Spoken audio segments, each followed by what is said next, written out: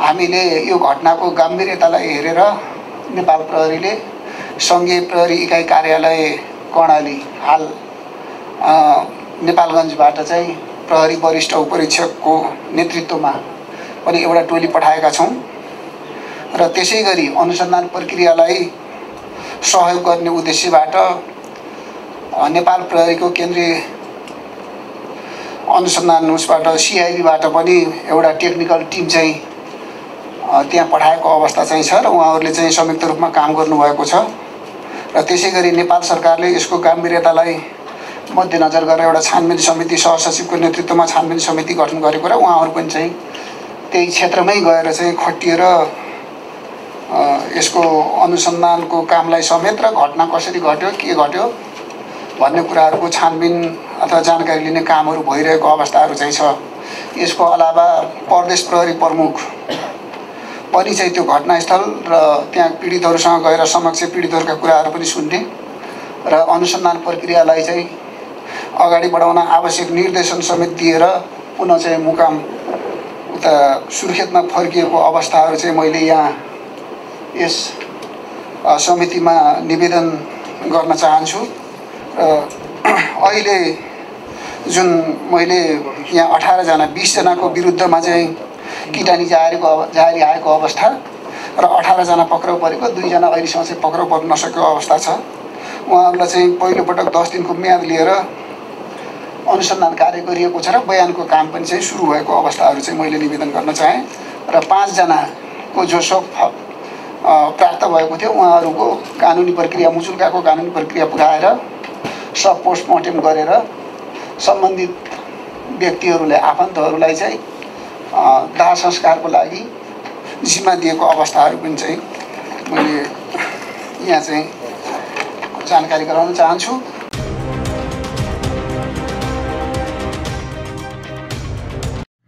दर्शकवृन्द नमस्कार। कानुन समितिमा गृहमन्त्री र सम्बद्ध निकायका प्रमुखहरू बीचमा रुकुम घटनाका सन्दर्भमा भएको घनीभूत छलफल र उक्त समितिले गरेको निर्णयको समाचारका साथ हामी उपस्थित भएका छौं। कानुन समितिले दलित समुदायमाथि हुने विभेदका घटनामा छुट्टै दलित प्रहरीको सेल निर्माण गरी छानबिन गर्न संसदीय समितिले सरकारलाई निर्देशन दिएको छ। संघीय संसद प्रतिनिधि सभा अन्तर्गतको कानुन न्याय तथा मानवाधिकार समितिको मंगलबारको बैठकले नेपाल सरकार गृह मन्त्रालयलाई दलित समुदायमाथिको विभेदको अनुसन्धान गर्न छुट्टै प्रहरी सेल गठन गर्न निर्देशन दिएको हो। समितिको बैठकले गरेका निर्देशनहरू सुनाउँदै समितिका सभापति कृष्ण भक्त पोखरेलले नेपाल प्रहरी भित्र महिला बालबालिका सेल भए जस्तै दलितहरूको पनि अलग्गै सेल बनाएर यसलाई संवेदनशील ढंगबाट अध्ययन अनुसन्धान गर्न र दोषीलाई कडाभन्दा कडा कारबाही गर्न निर्देशन दिएको उहाँले बताउनुभयो। बैठकमा पश्चिम रुकुममा मृत्यु हुने सबैमा श्रद्धाञ्जली अर्पण गर्दै बेपत्ता भएकाको तत्काल खोजी गर्न र घाइतेहरूको उपचार निःशुल्क गर्न समेत सरकारलाई निर्देशन दिएको छ। यस्तै उक्त घटनाको निष्पक्ष छानबिन गर्न र अपराधीलाई कारबाहीको दायरामा ल्याउन गृह मन्त्रालयलाई निर्देशन दिएको छ। दलित समुदायमाथि श्रृङ्खलाबद्ध विभेद हिंसाका घटनाहरू घटिरहेकोले सबै प्रकारका जातीय विभेदका स्वरूप र हिंसा अन्त्य गर्नका लागि महाअभियान चलाउन समेत सरकारलाई निर्देशन दिएको समितिका सभापति पोखरेलले बताउनुभयो। यस्तै बन्दाबन्दीको समयमा महिला बालबालिका र अपाङ्गता भएका माथि हिंसा भएको घटनाहरू आएकाले छुट्टै क्वारेन्टाइनको व्यवस्था गर्न समेत निर्देशन दिएको छ।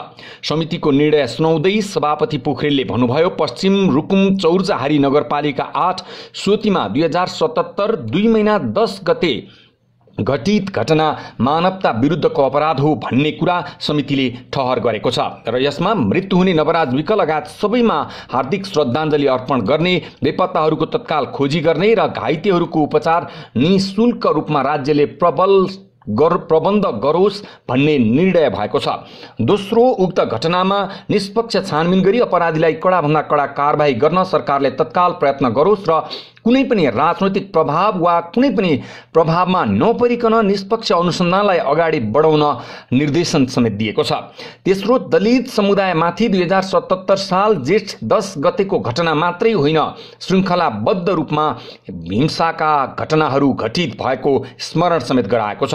यो लकडाउनको अवस्थामा पनि यस्ता घटनाहरू जारी रहेको छन्। तसर्थ तत्कालै एउटा महाअभियान नै नेपाल सरकारले यसको विरुद्धमा सञ्चालन गरोस् र नेपाल प्रहरीमा जसरी महिला बालबालिका सेल भए जस्तै दलितहरूको पनि अलग्गै सेल बनाएर यसलाई संवेदनशील ढङ्गबाट यसको अध्ययन अनुसन्धान गरेर दोषीलाई कडाभन्दा कडा कारबाही गर्न नेपाल सरकार गृह मन्त्रालयलाई निर्देशन दिने निर्णय समेत समितिले गरेको छ। बन्दाबन्दीको समयमा महिला बालबालिका बढी नै जोखिममा पर्ने र उनीहरू उप पनि हिंसा, शोषण, विभेद, दुर्व्यवहारका घटनाहरू थुप्रै घटित भए। यस अवधिमा बलात्कारका घटनाहरू, यौनजन्य हिंसाका घटनाहरू, क्वारेन्टाइनमै पनि त्यस ढङ्गका व्यवहार भए भन्ने कुराहरू भएको हुँदा त्यसलाई रोक्नका लागि सबै पहल कदमीहरू गर्न र उनीहरूको सुरक्षा प्रबन्ध गर्न अहिले महिला बालबालिका, ज्येष्ठ नागरिक र अपाङ्ग भएकाहरूलाई सम्भव भएसम्म मापदण्ड अनुसारको काम नयाँ क्वारेन्टाइनको प्रबन्ध गर्न नेपाल सरकारलाई ध्यानाकर्षण गराएको छ। क्वारेन्टाइन व्यवस्थापनका लागि सरकारले घोषणा गरेको छ र तर त्यो मापदण्ड अनुसारको काम भइरहेको छैन र अहिले पनि उनीहरूको खान पाउने अधिकार, सुरक्षित रूपमा बस्न पाउने अधिकारसम्मको पनि प्रबन्ध हुन सकेको छैन। औषधि मूल्यभन्दा पनि मिनिमम चीज पनि हुन नसकेको हुँदा तिनै तहको सरकार मिलेर क्वारेन्टाइनको प्रबन्ध गर्न र right to shelter, right to basic health र राइट टु फुड, यो तीनवटा चीज कम्तीमा पनि क्वारेन्टाइनमा सुनिश्चित गर्ने प्रबन्ध गर्न पनि नेपाल सरकारलाई ध्यानाकर्षण गराउने निर्णय समितिको बैठकले गरेको छ। पश्चिम रुकुम चौरारी नपा 8 सुतीमा 2077 2/10 गते घटित घटना यो मानवता विरुद्धको अपराध हो भन्ने कुरा समितिले ठहर गरेको छ र यसमा मृत्यु हुने नवराज विक लगायत सबैमा हार्दिक श्रद्धाञ्जली अर्पण गर्ने, बेपत्ताहरूको तत्काल खोजी गर्ने र घाइतेहरूको चाहिँ उपचार निःशुल्क रूपमा राज्यले गर्ने प्रबन्ध गरोस् भन्ने एउटा निर्णय भएको छ।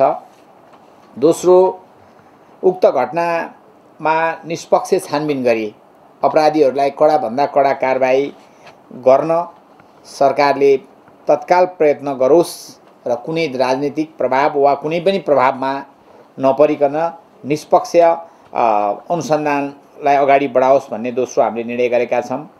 तेस्रो, दलित समुदायमाथि यो 2077 2/10 गतेको घटना मात्रै होइन, श्रृङ्खलाबद्ध रूपमा हिंसा विभेदका घटनाहरू घटित भएको छ। यो लकडाउनको अवस्थामा पनि भएको छ।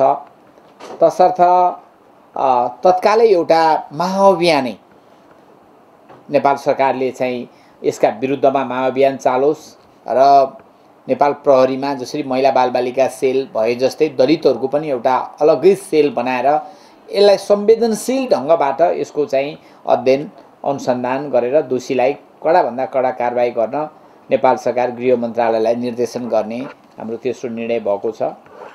चौथो, बन्दाबन्दीको समयमा महिला र बालबालिका बढी नै जोखिममा पर्ने र उनीहरू उप पनि हिंसा, शोषण, विभेद, दुर्व्यवहारका घटनाहरू थुप्रै घटित भयो। यस अवधिमा बलात्कारका घटनाहरू, यौनजन्य हिंसाका घटनाहरू, क्वारेन्टाइनमै पनि त्यस ढङ्गका व्यवहार भए भन्ने कुरा आएको हुँदा त्यसलाई रोक्नका लागि सबै पहल कदमीहरू चाहिँ गर्न र उनीहरूको सुरक्षाको प्रबन्ध गर्न अहिले महिला बालबालिका, ज्येष्ठ नागरिक र अपाङ्गहरूलाई सम्भव भएसम्म अलग्गै क्वारेन्टाइनमा को प्रबन्ध गरिराख्नको लागि पनि नेपाल सरकारलाई हामीले ध्यानाकर्षण गराउने निर्णय गरेका छौँ।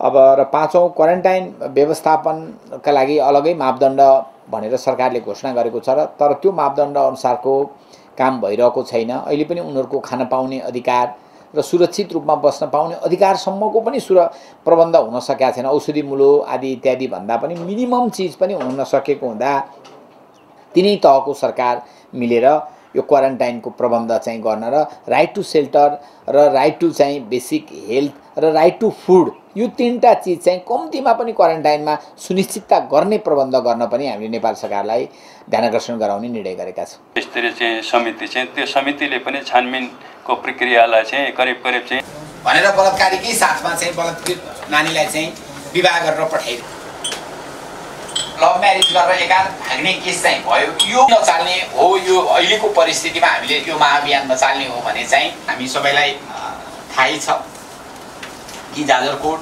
यसलाई यो सामाजिक प्रक्रियाकै एउटा स्वाभाविक प्रक्रियाकै रूपमा मानौँ चाहिँ संसारको सबैभन्दा शक्तिशाली, सबैभन्दा समृद्ध र सबैभन्दा बढी सभ्य र सबैभन्दा बढी लोकतान्त्रिक भन्ने देश अमेरिकामा पनि ठिक यही समयमा चाहिँ झन्डै चाहिँ त्यहाँ यस्तै घटना घटेको छ, जसको प्रकृति चाहिँ जातीय छ चाहिँ अन्तर्वस्तु। त्यहाँ हेर्दाखेरि चाहिँ त्यहाँ जातीय उत्पीडनको चाहिँ त्यहाँ घटना घटेको छ। एउटा काला नागरिकमाथि राज्यले चाहिँ अनावश्यक दमन गरेर चाहिँ उसको चाहिँ हत्या गरेको छ भन्ने र त्यसले चाहिँ एउटा अमेरिकामा एक ढङ्गको चाहिँ विद्रोह चाहिँ त्यसले जन्माएको छ। यहाँ यो विषयमा सबै माननीयजीहरू चाहिँ स्पष्ट नै हुनुहुन्छ र अब अहिले चाहिँ अमेरिकाका धेरै सहरहरूमा चाहिँ एउटा आन्दोलन चाहिँ जातीय उत्पीडनको विरुद्ध चाहिँ एउटा आन्दोलन चलिरहेको छ र यो आन्दोलनको स्तर चाहिँ हेर्दाखेरि चाहिँ अब यहाँ आएका चाहिँ मिडियामा आएको समाचारहरू पढ्दाखेरि चाहिँ त्यहाँको राष्ट्रपति ट्रम्प चाहिँ केही समय चाहिँ त्यहाँ व्हाइट हाउसभित्र जो बनाइएको बङ्करमा चाहिँ बस्नु पर्यो भन्ने स्थितिसम्म चाहिँ त्यहाँ आन्दोलन चाहिँ बढेको छ। र अर्कोतिर चाहिँ हामी यी समयमा चाहिँ हामी के देख्छौँ भन्दाखेरि नेपाल संसारको सबैभन्दा गरिब मुलुकहरूमध्येमा पर्ने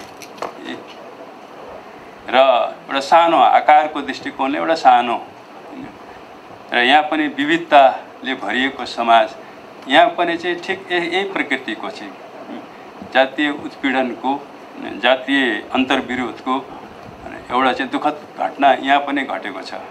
र यहाँ माननीयज्यूहरूले भने जस्तै चाहिँ यो घटनाको अहिले अनुसन्धानमा हामीले 3 तहबाट, हामी स्थानीय तह, प्रदेश र केन्द्र, तीनै तहबाट संयुक्त रूपमा चाहिँ यो घटनाको अहिले अनुसन्धान भइरहेको छ। र घटनाको करिब हामीले फेरि यता प्रहरीको तिरबाट चाहिँ अनुसन्धान भइरहेछ भने हामीले फेरि जो समिति बनाएका छौँ, अन्त उच्च स्तरीय चाहिँ समिति चाहिँ त्यो समितिले पनि छानबिनको प्रक्रियालाई चाहिँ करिब चाहिँ त्यो अन्तिम चरणतिर पुर्याइरहेको छ। पक्कै पनि छिटै नै चाहिँ अब त्यसको चाहिँ रिपोर्ट आउनेछ र चाहिँ दोषीहरूलाई चाहिँ हामीले छिटै नै चाहिँ एउटा कानुनको कठघरामा चाहिँ हामी ल्याउने छौँ। किटानी जारी पनि यो आइसकेको छ। पक्कै पनि यो चाहिँ प्रत्यक्षदर्शीहरू चाहिँ जो किटानी चाहिँ पीडितहरूले दिएका छन् चाहिँ त्यस कारणले त्यसको आधारमा सरकारले चाहिँ कानुनी प्रक्रियाहरूलाई पनि अगाडि बढाइरहेको छ। प्रहरी प्रशासनको तर्फबाट चाहिँ निश्चय पनि म यहाँ फेरि पनि चाहिँ यो सम्मानित समितिलाई चाहिँ म के आश्वस्त र विश्वस्त पार्न चाहन्छु भने चाहिँ यसमा कहीँ पनि चाहिँ यसलाई ढाकछोप गर्ने र दोषीहरूलाई उम्काउने अथवा उम्कन दिने भन्ने कुराहरू चाहिँ सरकारको तर्फबाट हुने छैन। चाहिँ हामी यो कुरामा सबै माननीयजीहरूलाई म ढुक्क हुन चाहिँ म अनुरोध गर्न चाहन्छु। गुरुङले 10 वर्षीय दलित बालिकालाई मुख थुनेर जबरजस्ती गर्न खोजिएको घटना नगरपालिका वार्ड नम्बर 9 कालेडाँडा भानाकोटीको 18 केसहरू। बैठकमा गृहमन्त्री रामबहादुर थापा बादलले रुकुम घटनालाई अमेरिकाको घटनासँग जोड्नु भएको छ। संसारको सबैभन्दा बढी लोकतान्त्रिक र समृद्ध मुलुकमा समेत जातीय विभेदका घटनाहरू भइरहेको बताउँदै नेपालमा पनि कानुनी र राजनैतिक रूपमा विभेद अन्त्य भए पनि व्यावहारिक रूपमा विभेद रहेको उहाँले स्वीकार गर्नुभयो। उहाँले भन्नुभयो, यसलाई सामाजिक प्रतिक्रियाको स्वाभाविक प्रक्रियाको रूपमा मानौँ। संसारको सबैभन्दा शक्तिशाली, सबैभन्दा समृद्ध र सबैभन्दा बढी सभ्य लोकतान्त्रिक भन्ने देश अमेरिकामा पनि यही समयमा यस्तै घटना घटेको छ। केही समानताहरू छन् तर त्यहाँ राज्यबाटै विभेद भएको छ। कानुनहरू त्यही पनि छन्, कार्यान्वयनमा फितलोपन देखिएको छ। गृहमन्त्री थापाको भनाइ छ। धेरै धन्यवाद दिन चाहन्छु। धेरै घटनाहरू सत्तामा तपाईहरुले ल्याइदिनुहुन्छ, यसको निम्ति यहाँलाई म मोरी नेपाल सरकारको तर्फबाट धन्यवाद दिन चाहन्छु। यो धन्यवाद दिइसकेपछि मैले तपाईहरुलाई के कुरा भन्दा तपाईहरुलाई बिजाउँदैन कि भन्ने पनि म ठान्छु। सुरुमै मैले धन्यवाद दिएको यस कारणले पनि हो। घटनाको कति वास्तविकतालाई बाहिर ल्याउने हो, कति कुरालाई सत्तामा ल्याउने हो, र कति कुरालाई ल्याउनु उचित हुँदैन भन्ने कुरा तपाईँहरू विचार गरिदिनुहोस्। अहिले नै पनि तपाईँहरूले मैले युट्युबर हरेक दिन बेलुका फलो गरेको छु। युट्युब अब सबै कुरा हो कि होइन तपाईँहरू आफै भन्नुहोस्, तर युट्युब फलो गरेको छु, अनलाइनहरू फलो गरेको छु, समाचारहरू अन्य समाचारहरू पनि फलो गरेको छु। कति आपत्तिजनक हुन् कि होइन त्यो कुराहरूले सम्बन्धितले आपत्ति जनाउनुहुन्छ कि जनाउनु त्यो आफ्नो ठाउँमा छ। अहिले मिडियामा आइरहेका कतिपय चिजहरू जे कुरा आइरहेका छन् अहिले अनुसन्धानमा त्यो कुरा म विनम्रतापूर्वक भन्छु देखिराखेका छैन। अहिले जे लेखिराखिएको छ त्यो लेखिराखिएको कुरो म विनम्रतापूर्वक भन्छु अनुसन्धानमा त्यो कुरो देखिएको छैन र प्रमाणले त्यो कुरा पुष्टि गर्नेवाला छैन। केही चिजहरू जुन कुरो मान्छेको पर्सनल लाइफसँग अत्यन्त गम्भीर छन् त्यो कुरा भन्नुभन्दा अगाडि 10 चोटि सोच्नु पर्ने थियो। त्यो कुरा 10 चोटि सोच्नु पर्ने थियो यो कुरा लेख्नुहुन्छ कि हुँदैन भन्ने बारेमा। तर त्यो कुरा लेखियो। तर अहिले झट्ट हेर्दाखेरि अहिले मैले जोसँग सम्पर्क गरेको छु सरकारी वकिल या त्यहाँको डिएसपी जसले अनुसन्धान गरिरहनु भएको छ उहाँलाई सोद्धाखेरि ती कुराहरू देखिराखेका छैनन्। तर त्यो कुरा बाहिर लेखिराखिएका छन्, भनिराखिएका छन्। बाहिर कति चिन्ता र सरकार मान्ने सदस्यले राख्नु भएको पत्रपत्रिकामा देखिन्छ। त्यो कुराले हामीलाई पनि प्रभाव स्वाभाविकले पर्छ पनि, त्यो स्वाभाविक कुरा पनि हो। त्यसलाई हेरेर कुनै पनि खालको प्रभावहरू अनुसन्धानमा र अभियोजनमा पर्दैन। म तपाईँहरूलाई नेपाल सरकारको तर्फबाट महाधिवक्ता कैँसीले ढुक्कले तपाईँहरूलाई यसमा तपाईँहरू ढुक्क हुनको निम्ति अनुरोध गर्छु। कुनै पनि खालको कसैको पनि भनाइ त्यहाँ सुनिने छैन। मैले जिल्ला प्रहरीलाई र जिल्ला सरकारी वकिलले यतिसम्म भनेको छु, तपाईँलाई यदि कसैले फोन गर्छ भने त्यो कृपया त्यो फोन मकहाँ डाइभर्ट गरिदिनुहोस् र मेरो टेलिफोन नम्बर दिनुहोस्। यो विषयमा महाधिवक्ताले तपाईँसँग कुरो गर्नुहुन्छ, उहाँसँग कुरो गर्नुहोस् भन्नुहोस्। तर तपाईँ आफ्नो ढङ्गले आफ्नो कामहरू गर्नुहोस्, अनुसन्धान गर्नुहोस् र जे देखिन्छ त्यो कुरा अगाडि लानुहोस्। तर आजसम्मको अनुसन्धानबाट ती किशोरी जसको नाम कहिलेकाहीँ पत्रपत्रिकाले सायद लेख्नु हुँदैन थियो भन्ने थाहा नपाएर लेखे होला, भन्नु हुँदैन थियो भन्ने थाहा नपाइकन पनि कतिपयले नामैसहित भन्नुभयो होला। तर उनी किशोरी हुन्। आजसम्मको अनुसन्धानबाट उनको उमेर 18 वर्ष पुगेको देखिएको छैन। यदि पछि थप प्रमाणबाट देखिएछ भने त्यो प्रमाणले जे देखिन्छ त्यही कानुनले फलो भएर जानेवाला छ। तर लेख्दाखेरि चाहिँ उमेर नपुगेको बालबालिकाको बारेमा यदि उनको उमेर पुगेको रहेनछ भने उनका बाबुआमा दाजुभाइ लगायतका परिवारका सदस्यको मामिलामा त्यति नै सचेतन भएर तपाईँहरूले लेखिदिनु भयो भने, व्यवहार गरिदिनु भयो भने यो अनुसन्धानलाई मद्दतै हुन्थ्यो होला भन्ने म ठान्छु। यति कुरा ढुक्क हो, यति कुरा प्रष्ट कुरा हो कि यो मुद्दालाई बिग्रिन दिएन। यो मुद्दामा धेरै मान्य सदस्यहरू, निकै ठुलो समुदाय र खास गरिकन एउटा सचेत ठुलो समुदायको यसमा चासो र सरकार रहेको हामीले बुझेका छौँ, देखेका छौँ। त्यस्तो केसहरूलाई त्यही गम्भीरताका साथ अनुसन्धान र अभियोजन गरेर अगाडि लगिने कुराहरूमा म यहाँहरूलाई आश्वस्त गर्न चाहन्छु। 5 सदस्यीय चाहिँ हाम्रो सहसचिव जितेन्द्र बस्नेतको संयोजकत्वमा 5 मा आजको यो अझै बेपत्ता फेला पर्न नसकेको कुरा यहाँ आइसकेको छ। यो कोरोना भाइरसको सङ्क्रमणले छतबिछत भइरहेको अवस्थामा पनि का सन्दर्भमा रेकर्डै नहुने, रेकर्ड भइसक्यो घटनाको चाहिँ सन्दर्भमा चाहिँ अनुसन्धान गर्ने कम्पिटेन्ट अथोरिटी नेपाल प्रहरीको सम्बन्धित त्यहाँको निकाय नै हो। तर त्यो विषयलाई चाहिँ सरकारले गम्भीरतापूर्वक लिँदै घटनाको तथ्य चाहिँ के हुन् भन्ने कुरामा अझ गृह मन्त्रालय पनि स्पष्ट होस्, नेपाल सरकारको पनि चाहिँ स्पष्टता आओस् भन्ने हिसाबले 5 सदस्यीय चाहिँ हाम्रो सहसचिव जितेन्द्र बस्नेतको संयोजकत्वमा 5 सदस्यीय छानबिन समिति गठन गरेर चाहिँ त्यो टोली त्यहाँ पुगेको छ। त्यसको उद्देश्य अनुसन्धानमा सहयोगी पनि हुने हो, फ्याक्ट फाइन्डिङ गर्ने पनि हो र भोलि चाहिँ पीडित पक्षलाई सरकारले सम्बोधन गर्नुपर्ने राहत र भिक्टिमोलोजीको प्रिन्सिपल अनुसार दिनुपर्ने कुराहरूको सम्बन्धमा पनि सिफारिस गरोस् भन्ने केही टिओआरहरू दिएर चाहिँ काम गरिरहेको उहाँहरू काम गरिरहनु भएको छ। आज चाहिँ फेरि भेरिफाई गर्न दुवै पक्षका चाहिँ जाजरकोट पक्षका चाहिँ मानिसहरूको पनि बयान तथ्य कागजात सबै हेरियो यतापट्टि जहाँ घटना भएको त्यो चाहिँ त्यहाँका घटनामा चाहिँ संलग्न जुन भनेर पक्राउ परेका छन् 18 जना, तिनीहरूलाई बुझ्ने, त्यस्तै गरेर त्यहाँ अरू घटनालाई देख्नेहरूलाई बुझ्ने कामहरू सबै भइसकेको छ। आज फिल्डमै गएर जो त्यो घटनाबाट चाहिँ मृतक बाहेकका अरू युवाहरू हुनुहुन्छ, उहाँहरूलाई फिल्डमै ल्याएर कहाँ के कसरी भएको थियो त्यो तथ्य नै हेर्ने क्रममा उहाँहरू हुनुहुन्छ। त्यसैले यो दुवै तर्फबाट प्रहरीबाट भएका कुराहरू को पनि हामी अपडेट भइरहेका छौँ। अहिले प्रहरीले पनि यो विषयलाई सख्तीका साथ चाहिँ हेरिरहेको छ। यसमा चाहिँ यो गम्भीर विषयवस्तु हो, त्यसैले यो गम्भीर्यतालाई अनुसन्धान टोलीले पनि चाहिँ ध्यानमा लिएको छ र सँगसँगै हामीले जुन छानबिन समिति बनाएका छौँ त्यसले पनि तथ्यलाई अलिकति 1 इन्च पनि 1 रौँ पनि फरक नपरोस् भन्ने किसिमले नै उहाँहरू छानबिन गरिरहनु भएको छ। र अब नेपाल सरकारले पीडितहरूलाई सम्बोधन गर्ने कुराहरू छन्, पीडितका अरू पक्षलाई सम्बोधन गर्ने कुरामा पनि हामी त्यो प्रतिवेदन आएपछि सामूहिक रूपमा सम्बोधन गर्छौँ। त्यहाँ पठाएको अवस्था चाहिँ छ र उहाँहरूले चाहिँ संयुक्त रूपमा काम गर्नुभएको छ।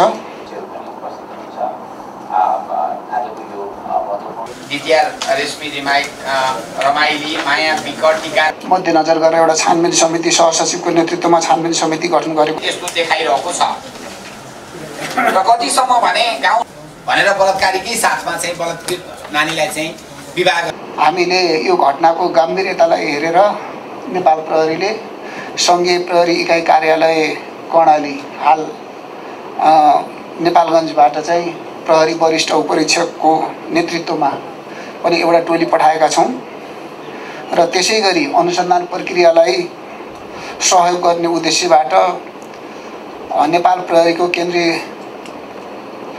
अनुसन्धान उसबाट सिआइबीबाट पनि एउटा टेक्निकल टिम चाहिँ त्यहाँ पठाएको अवस्था चाहिँ छ र उहाँहरूले चाहिँ संयुक्त रूपमा काम गर्नुभएको छ।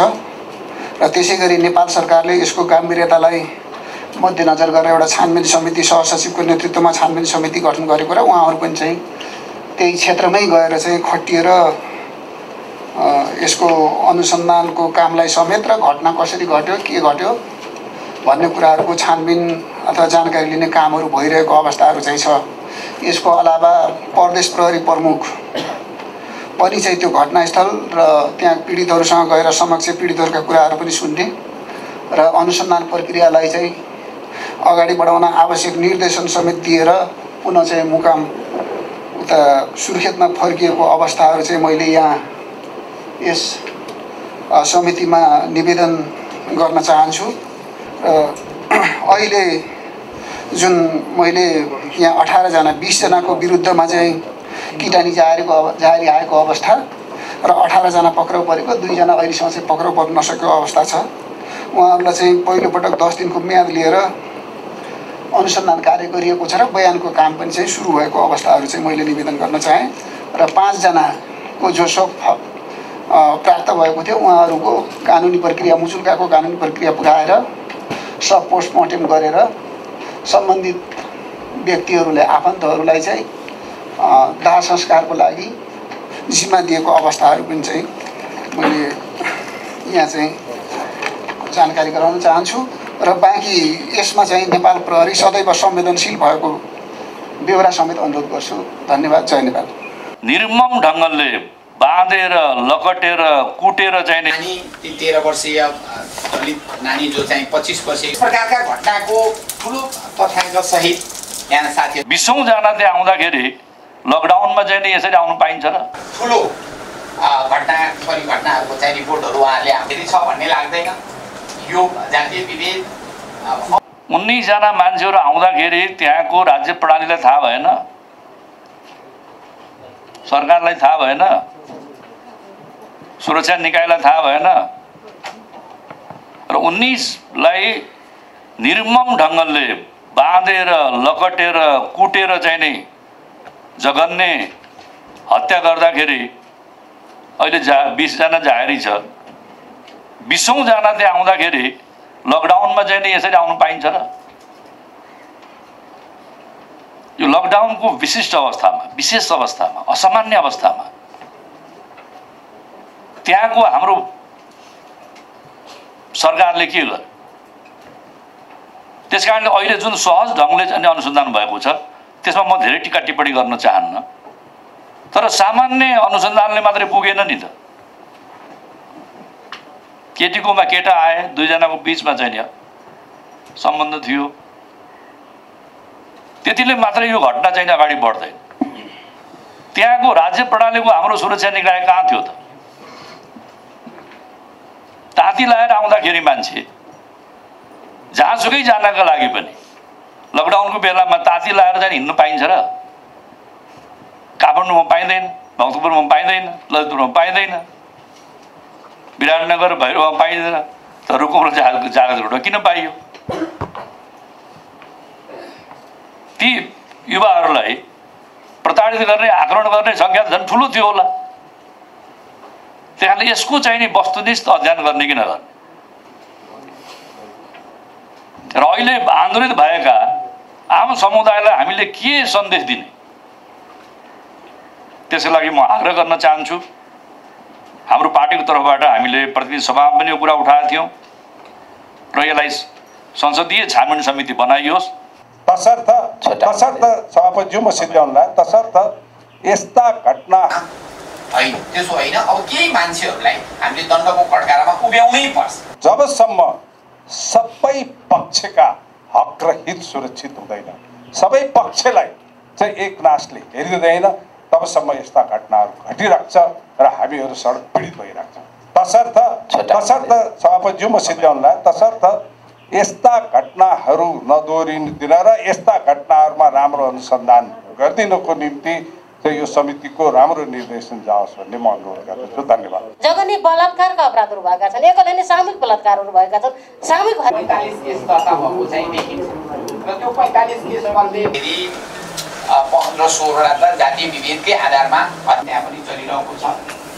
तर जातीय आधारमा हुने पनि हामीले नगरे कानुनहरू हामीले निर्माण गरेका छौँ। कडाभन्दा कडा लकडाउनको अवधिभित्र मात्र हेर्ने हो भने पनि विभिन्न खालका तथ्याङ्कहरू आइरहेका छन् र 32वटा भन्दा बढी दलितहरू माथि मात्रै अपराधहरू भएका छन् र यो अपराध पनि सामान्य कुलो पानी धारामा छुइन्छ परछ भनेका होइनन्। जघन्य बलात्कारका अपराधहरू भएका छन्, एकल होइन सामूहिक बलात्कारहरू भएका छन्, सामूहिक हत्याहरू भएका छन्। अनि क्रिया गर्ने मान्छेहरूले क्रिया गर्ने घर पाएका छैनन्। योभन्दा चर्को जघन्य अपराध के हुन्छ? योभन्दा ठुलो मानवाधिकारको उल्लङ्घनको घटनाहरू के हुन्छ? मेरो सम्भवतः मलाई हुँदैन जस्तो लाग्छ। त्यसैले मेरो प्रश्न पनि छ, गृहमन्त्रीजी पनि यहाँ हुनुहुन्छ, हामीले यो न्याय निरूपणका लागि तोकिएका संयन्त्रहरूको भूमिका ठिक भयो कि बेठिक भयो? पुनर्विचार गर्नुपर्ने भयो कि भएन? हामीले जसलाई जिम्मा दियौँ त्यहाँबाट आफ्नो भूमिका सही तरिकाले सम्पादन भयो कि भएन? अब सोच्न पर्ने जस्तो बेला भएको छ। जोसुकै होस्, जोसुकै व्यक्ति हुन सक्छ, जोसुकै संलग्न हुन सक्छ।